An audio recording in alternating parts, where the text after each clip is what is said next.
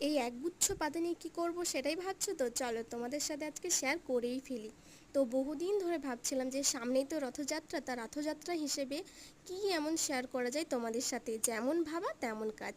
YouTube search করে করে দারুণ একটা আইডিয়া বের করলাম, যেটা তোমাদের সাথে আজকে আমি শেয়ার করব এই সুন্দর পাতার মধ্য দিয়ে। বাট ছিল না আমার কাছে দুটো জিনিস, যেগুলো কিন্তু আমি জোগাড় করে ফেলেছি। এই দেখো, রান্না করার হলুদ, এই হলুদকেই কিন্তু আজকে আমি ইয়েলো কালার হিসেবে ব্যবহার করব, এবং ব্ল্যাক কালার হিসেবে কিন্তু ল্যাকমির যে ব্ল্যাক লাইনার, সেটাই কিন্তু আজকে আমি শ্রী জগন্নাথ দেবের মূর্তির কালার করার জন্য ব্যবহার করব। আর এই ঢাকনাটা নিয়ে নিয়েছি রাউন্ড শেপের জন্য। আর অবশ্যই তোমরা আমাকে জানিও যে আমার আঁকা এই জগন্নাথ দেবের মূর্তিটি কেমন হয়েছে, অবশ্যই তোমরা কমেন্ট করে জানিও। আর পৃথিবীতে এমন কোনো কাজ নেই যেটা কিন্তু করা অসম্ভব। চেষ্টা থাকলে কিন্তু সব জিনিসেই আমরা করতে পারি, যে কোনো ছোটো কাজকেই কিন্তু আমরা বড় করতে পারি, আবার বড় কাজকেও কিন্তু ছোট করতে পারি। অবশ্যই আমার পাশে দেখো এর